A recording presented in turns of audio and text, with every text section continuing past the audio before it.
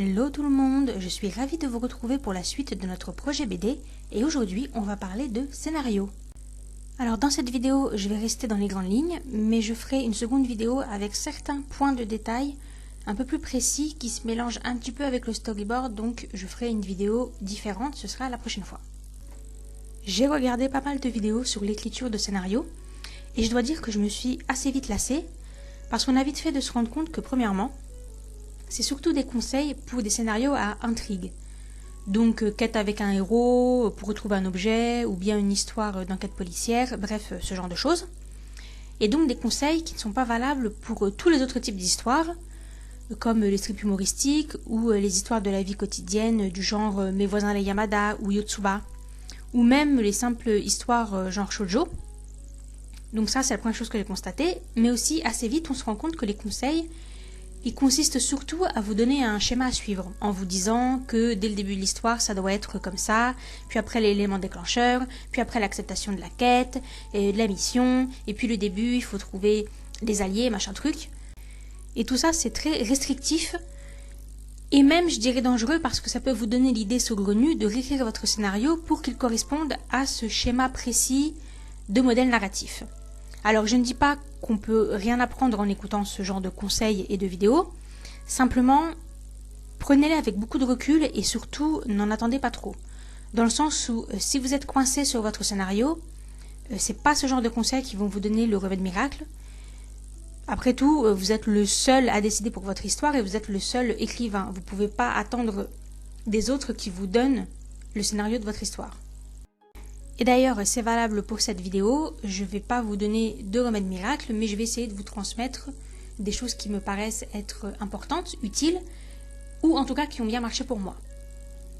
Alors dans les conseils que j'ai entendus, il y en a 3 en particulier qui reviennent tout le temps, et dont je voudrais vous parler en vous donnant mon point de vue.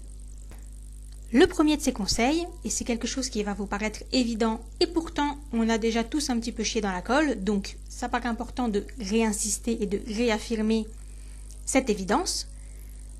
Vous faites de la BD, et vous devez toujours tout raconter en images, en visuel. On ne veut pas de texte, on ne veut pas de narration dans une BD. On ne veut pas de cases où il y aurait écrit dans le monde de Trucmuche, les gens sont comme ça ou comme ça, il y a de la magie qui est comme ceci ou comme cela, ou bien, à ce moment de notre histoire, il se passe ça, et patati et patata. Non, ça c'est à proscrire absolument. Toutes les informations que vous devez transmettre, vous devez les montrer en dessin. Imaginez que votre BD, c'est comme un film ou comme une série. Si vous devez réaliser un film ou une série, ça ne vous viendrait pas à l'idée de mettre du texte à l'écran en plein milieu de scènes filmées. Et ben voilà, c'est pareil pour votre BD.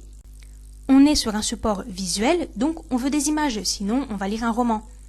Le texte, c'est seulement les dialogues, à la limite quelques indications et basta. Les informations à faire passer, soit vous les montrez en cases, en planches, quitte à rallonger le nombre de pages, ça fait rien. De toute façon, le lecteur sait ce qu'il veut, il veut des planches. Soit vous vous débrouillez pour que l'info passe dans les dialogues ou dans le scénario. Par exemple, si vous prenez Le Seigneur des Anneaux ou Star Wars. Les deux histoires se passent dans des mondes imaginaires, mais somme toute, on ne vous donne pas réellement d'explication. On ne vous fait pas un laïus encyclopédique pour vous dire « Ah bah voilà, la Terre du Milieu, c'est ça, ça se passe comme ci, comme ça, et les différents peuples, ils sont comme ceci ou comme cela. » Et alors, j'ai envie de dire, la Guerre des Étoiles, c'est encore pire, parce qu'on vous balance là-dedans. L'élément central, on va dire que c'est les Jedi et le principe de la force et du côté obscur, et pourtant, quand l'histoire commence, on ne vous explique pas tout ça, on vous le raconte au fur et à mesure. C'est ça la vraie astuce. Et donc, de la même façon, si vous avez un principe compliqué et fastidieux à expliquer, ne sortez pas d'un coup dans une litanie qu'un perso va sortir, genre professeur qui part dans un monologue sans fin. Non, je vous le dis, le lecteur, il sera pas dupe. Donc ne faites pas ça, parce que quand on arrive sur une page et que tout d'un coup, on a 3 tonnes de texte à lire, ça donne juste envie de le zapper. Ça donne juste envie de sauter ce passage et de passer à la page suivante. Il faut distiller les informations et vous devez vous débrouiller pour que ce soit facile et naturel pour le lecteur. Ok ? Bien. Le second conseil redondant, et je dois dire que là encore je suis totalement d'accord, on va vous dire qu'avant d'attaquer les planches, c'est-à-dire le storyboard, vous devez avoir l'équivalent d'environ un tome écrit en détail, puis toutes les étapes clés grosso modo de la suite de votre histoire, et le plus important, la fin de votre histoire. En gros, il faut que vous sachiez de bout en bout où va votre histoire. Alors je vais revenir en détail sur ce deuxième point, mais après vous avoir parlé du troisième grand conseil, qui lui parle de la rédaction de votre script. Le script, c'est la façon dont vous rédigez par écrit votre scénario. Et là, le conseil, il consiste à dire que votre script doit être le plus détaillé possible. Alors je dois vous dire que ça me fait un petit peu halluciner parce que j'ai vu des gens, et j'en connais personnellement, des auteurs qui écrivent leur script, mais genre à la case près. Chapitre 1, planche 1, case 1, il se passe ça. Case 2, tel perso, tel dialogue. Case 3, etc. etc. Alors sincèrement, de mon point de vue, c'est totalement absurde parce que de deux choses l'une. Soit en même temps que vous écrivez votre scénario, vous avez à ce point une idée précise de votre découpage que vous pouvez savoir à la case près ce qui va se passer, et là j'ai envie de vous dire, laissez tomber la rédaction du script et faites direct votre storyboard, puisqu'apparemment vous savez déjà tout le découpage. Soit, plus vraisemblablement, vous êtes comme 99,9% des gens, et vous n'avez qu'une vague idée du découpage de vos planches, et donc quel intérêt d'anticiper à ce point, puisque de toute façon, vous allez devoir tout modifier. Donc non, laissez tomber. D'aucuns vous diraient que ce découpage ultra minutieux, ça sert à voir combien de planches va vous prendre votre chapitre ou votre scène. Mais là encore, je pense que c'est pas tellement important. Franchement, moi j'ai pas deux chapitres qui ont le même nombre de planches et juste ça fait rien. Il n'y a pas de loi cosmique qui dit que vous avez un nombre défini de planches par chapitre. D'ailleurs, mon script à moi, ça se limite à la description grosso modo de ce qui se passe dans mon chapitre. J'écris même pas les dialogues, je fais ça au storyboard, et puis voilà, c'est très bien comme ça. De mon point de vue, le script le plus poussé acceptable, ça doit être un script façon pièce de théâtre, vous voyez ? Tel chapitre, tel et tel perso, les dialogues avec éventuellement quelques descriptions, genre tel personnage sort, machin saisit tel objet, etc. Mais voilà, ça pour moi c'est le top maximum. Au-delà, c'est trop, c'est inutile. Et attention, je vous ai à l'œil, n'utilisez pas la rédaction méga détaillée de votre script comme prétexte pour repousser le moment où vous allez devoir effectivement vous mettre à vos planches. Ouais. Bon voilà, vous l'aurez compris, ce dernier conseil, j'y adhère pas du tout. Bien, maintenant on va revenir à l'écriture du scénario en lui-même. Donc comme je le disais, j'ai pas de directive à vous donner sur votre histoire en tant qu'histoire, mais je vais vous reparler du deuxième conseil que j'ai évoqué, à savoir le fait d'écrire l'ensemble de votre histoire avant de commencer les planches. C'est extrêmement important d'avoir les premiers chapitres détaillés, les points principaux, rebondissements, moments clés, et surtout la fin. Énormément de gens sont bloqués dans leur scénario parce qu'en fait ils n'ont pas la fin de leur histoire. Alors vous dites, oui, mais c'est pas parce que j'ai pas la fin de mon histoire que j'arrive pas à écrire le début ou le milieu. Mais si, une histoire en fait ça s'écrit à rebours, à l'envers. Pourquoi ? Parce que toute l'histoire, c'est le cheminement qui va aboutir à cette fin. Par exemple, si vous écrivez une comédie romantique et que la fin c'est qu'ils vont se marier, toute l'histoire c'est comment ils en sont arrivés là, la rencontre, les péripéties, etc. Si votre histoire, c'est les gentils qui arrivent à vaincre les forces du mal, toute l'histoire que vous allez raconter, c'est comment ils en sont arrivés là. Si votre histoire, c'est le serial killer qui est mis en prison, toute votre histoire, ça va être l'enquête policière, comment ils en sont arrivés là. Bref, c'est parce que vous avez la fin de votre histoire que vous découvrez ce qu'il doit se passer pendant cette histoire. D'ailleurs, on connaît tous des séries américaines qui nous ont grave énervés, soit parce que la fin, elle avait été écrite à l'arrache dans l'urgence et que du coup, elle est toute naze, soit parce qu'on voit bien au fur et à mesure des épisodes que c'est décousu et que les mecs, ils savent pas du tout dans quelle direction ils vont. Alors on a des intrigues boiteuses, sans cohésion. Ne faites pas ça avec vos histoires, parce que je vous le dis, c'est grillé. Et en plus, si le lecteur il est déçu par la fin de votre histoire, il n'ira pas lire les autres que vous écrirez. Donc, c'est la fin, la conclusion qui vous donne le fil conducteur de votre histoire. Si je prends mon exemple, en schématisant un peu, j'ai trouvé ma fin. Et dans cette fin, le méchant, entre guillemets, on va dire ça comme ça, est démasqué puis vaincu. Et sans avoir écrit à la phrase près, parce que évidemment on vous en demande pas tant, hein, voilà, il faut que vous sachiez ce qui se passe sans plus, c'est déjà bien. Ben, je savais que mon héroïne, elle avait des alliés donc qui vont l'aider à vaincre le méchant, et que parmi ces alliés, il y en avait des inattendus, des personnages qui sont pas censés être ses alliés, mais qui à la fin de l'histoire vont se rallier à sa cause. Et ça m'a permis de me dire, ok, donc il faut deux choses. Il faut déjà que je présente ses alliés, mais surtout il faut que je mette en place l'animosité qu'il y a au début et qui va expliquer ce coup de théâtre qui fait que on les attendait pas, mais que finalement ceux qu'on pensait être des ennemis ou en tout cas pas des alliés, ben si en fait ils vont venir l'aider. Et vous voyez, ça c'est l'exemple parfait du scénario qu'on écrit à rebours. C'est un élément que j'avais pas du tout prévu dans mon idée initiale, dans l'embryon de mon histoire initiale, mais que en ayant écrit la fin, je me suis dit ok, il va falloir que j'introduise tous ces éléments-là. Donc voilà, je pense que vous avez compris le concept. Si je devais vous donner un seul conseil sur l'écriture de scénario, conseil que d'ailleurs je m'applique à moi-même dorénavant, ce serait écrivez tout le squelette de votre histoire, juste les points essentiels, ceux dont on ne peut vraiment pas se passer dans la compréhension de l'histoire. D'abord, vous écrivez ça. Et seulement ensuite, vous ajoutez la fioriture, les détails, les intrigues secondaires, comme par exemple une rivalité ou une histoire d'amour. Bref, tout ce qui va faire le charme de votre histoire. Et procéder comme ça va vous permettre 3 choses importantes. La première, c'est que d'avoir une vue d'ensemble sur votre histoire, ça va vous motiver à continuer l'histoire quand vous aurez des coups de mou. Parce que vous vous rappelez, la BD c'est une course d'endurance, etc., etc. Parce que vous, en tant qu'auteur, vous savez ce qui va se passer dans votre histoire. Vous savez qu'il va y avoir des super rebondissements, des moments d'intense émotion, des révélations, etc. Et vous aurez envie d'y emmener le lecteur. Vous voulez qu'il vive ces moments-là, ces émotions, vous allez anticiper leurs réactions. Du coup, vous avez envie d'avancer votre histoire parce que vous voulez réaliser ces scènes-là. C'est exactement mon cas. Dans mon histoire, il y a certaines scènes que j'ai vraiment envie de réaliser. J'ai vraiment envie que le lecteur y vive ces scènes-là parce que c'est mes scènes préférées, parce que j'ai l'impression que ça va leur apporter beaucoup d'émotions, que ça va soit les faire rire, soit que ça va tout les chambouler. Donc voilà, c'est vraiment une très bonne motivation. Deuxièmement, ça va vous permettre de lutter contre la lassitude et contre la tentation de finir votre histoire n'importe comment ou de carrément la laisser en plan.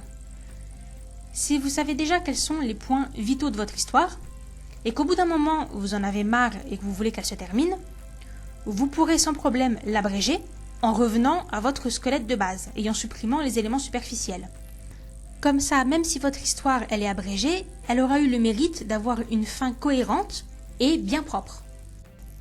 Et enfin, troisièmement, avoir la base et ensuite rajouter les éléments par-dessus, ça va vous permettre d'avoir le recul pour éviter les redondances et les événements ou intrigues inutiles qui allongent le scénario de façon superficielle sans rien apporter à l'histoire. Par exemple, votre héros, il a des amis, mais est-ce qu'il a besoin d'en avoir 15 ? Est-ce qu'il vaut pas mieux avoir un rôle de meilleur ami qui va être le personnage à qui il va se confier, etc. En avoir un qui soit correctement développé plutôt que d'en avoir 2, 3, 15, 50. Est-ce qu'il n'y a pas des rôles ou des événements qui sont répétitifs, c'est-à-dire qui ont le même sens par rapport au scénario, qui vont apporter exactement les mêmes choses ou les mêmes émotions qu'une scène que vous avez déjà écrite avant ou après. Ça, quand vous l'écrivez après, ça vous permet de beaucoup mieux le gérer et de garder ce qui est vraiment bon pour l'ambiance et pour le scénario de votre histoire et d'éliminer tout ce qui est rajouté pour combler un petit peu les trous. Vous voyez ce que je veux dire ? Donc, on commence avec l'essentiel et après seulement, au fur et à mesure, on revient en arrière et on rajoute des éléments. D'ailleurs, n'hésitez pas à vous faire un schéma type frise historique. Je crois que j'en avais déjà parlé dans la première vidéo. J'ai vu d'ailleurs une vidéo d'un scénariste qui travaille comme ça. Il a un grand tableau blanc du genre qu'on trouve dans les salles de réunion ou parfois dans certaines salles de classe. Et il se trace ses lignes, après il écrit toutes ses idées, tous ses personnages, tous les événements qu'il a déjà en tête sur des post-it. et il les place comme ça sur sa frise, dans l'ordre chronologique, et au fur et à mesure qu'il peaufine le scénario, il déplace les éléments, voire il en retire, ou alors il en ajoute. Et ça, c'est une bonne façon de faire. Alors, je vais essayer de prendre un exemple pour illustrer mon propos. Disons par exemple que vous avez décidé d'écrire un shoujo, donc une histoire romantique avec une lycéenne. Alors, le début de votre histoire, vous savez déjà que ça va être l'élément déclencheur, donc on va dire l'arrivée dans un nouvel établissement. Évidemment, il faut qu'il y ait son crush, le mec qu'elle va kiffer, mais évidemment, il ne faut pas que ça se passe bien, sinon il n'y a pas d'histoire, donc vous allez décider par exemple que il va y avoir un quiproquo. Elle va se mettre dans une situation qui va donner une mauvaise image d'elle, et lui du coup il va croire que c'est une pauvre meuf, alors que pas du tout. Et du coup, elle est là, elle est en galère, elle essaye de redorer son blason, et finalement, au bout d'un moment, pour X raisons, elle y arrive. Les choses commencent à s'arranger, et là vous vous dites, d'accord, donc maintenant, qu'est-ce qui va venir perturber tout ça? Est-ce que ça va être une rivale? Ou bien, pourquoi pas, un second intérêt amoureux, donc un deuxième mec? Ça ferait du coup un triangle amoureux, et là vous vous dites, ok, donc ce mec-là, comment il arrive? On va pas faire une seconde fois le nouveau petit élève de la classe, non. Mais est-ce que ça pourrait pas être par exemple qu'elle a un chien, et qu'un soir elle promène son chien, et son chien, il rentre en collision avec le chien d'un garçon, et ce garçon, bah hop, ça va devenir le second intérêt amoureux, parce que du coup le soir, en promenant leur chien, ils se retrouvent, ils font la balade ensemble, et puis ils commencent à se lier une relation, etc. Et du coup là, comme vous avez cette histoire de chien, bah, vous revenez en arrière dans votre histoire et vous vous dites, bah, il faut bien que le chien, dès le début, on en entend parler, il ne va pas apparaître là tout d'un coup, il faut que dès le début, vous ayez des scènes où elle est avec son chien, on voit qu'elle s'en occupe, et bien sûr on voit qu'elle le promène le soir. Comme ça, quand cet événement il arrive, il paraît pas inopportun, il paraît pas abrupt. Non, tout ça, ça a été travaillé avant. Et ça va vous permettre de commencer à combler les trous entre le point A et le point B. Alors, on va prendre un autre exemple. Mettons que, au lieu d'une rencontre avec son chien, c'est parce qu'elle est passionnée de musique, elle joue super bien d'un instrument. Du coup, elle prend des cours. Et ce garçon, bah, c'est un nouvel arrivant dans ce cours-là, il décide lui aussi de prendre des cours, et du coup, bah, ils ont une passion en commun, donc ils vont se rapprocher l'un de l'autre, et puis là, bah, ça va susciter la jalousie de l'autre mec du début, parce qu'il faisait le mec détaché, mais en réalité, il commence à avoir des sentiments pour la fille, et du coup, il est grave jaloux, et hop, ça monte en intensité, hein, n'est-ce pas? Et du coup, vous vous dites, ah, mais si elle joue de l'instrument, bah ça pareil, il faut que dès le début de l'histoire je le mette en scène, parce que sinon on va pas comprendre, donc dès le début vous allez la montrer qu'il joue de la musique, et là vous vous dites, ah bah tiens, et si, au début de l'histoire quand ils sont en plein dans leur quiproquo, le personnage masculin, le crush, il tombe sur elle en train de jouer magnifiquement de cet instrument, et du coup il est subjugué, et c'est cet élément là qui fait que ça va débloquer l'histoire, parce que du coup il va commencer à revenir un petit peu vers elle, et il va se rendre compte que tout ça ce n'était qu'un quiproquo, et que finalement c'est une fille super bien, et puis du coup cette admiration ça va petit à petit l'entraîner vers d'autres sentiments, etc., etc. Voilà comment, en avançant dans votre scénario sur les éléments de base, les principaux moments clés, vous allez combler les trous et donner de la profondeur à vos chapitres précédents. Il est vrai que je vous ai beaucoup parlé de la fin de l'histoire, mais sachez que si vous bloquez pour le début, pas de panique, ça arrive à tout le monde. Moi aussi, pour mon histoire, je ne savais pas comment démarrer l'histoire, parce qu'on se met une pression de ouf en se disant qu'il faut que le début il claque, parce qu'il faut que le lecteur soit tout de suite à fond dans l'histoire. Bah simplement, j'ai commencé à rédiger mon script détaillé à partir du moment où dans mon esprit c'était déjà très clair. C'était à partir du chapitre 3 dans mon cas, et puis après seulement, je suis revenue complètement en arrière et j'ai réécrit tout ce qui a été nécessaire pour arriver jusqu'au chapitre 3, donc l'introduction, le premier chapitre et le chapitre 2. Donc vous inquiétez pas, à un moment ou à un autre, ça viendra. Ah, bon bah mes petits piou-piou, je pense qu'on a déjà pas mal avancé. On est bien là. Si vous arrivez à faire déjà tout ce que je vous ai dit, c'est-à-dire tout le squelette de votre histoire avec le début, les moments clés et la fin, franchement, vous êtes bien parti. Vous pouvez être fiers de vous. Prenez bien des forces, des cookies, du thé et tout ce dont vous avez besoin, parce que après on va commencer à attaquer les points de scénario plus précis et surtout le storyboard et là ça rigole plus.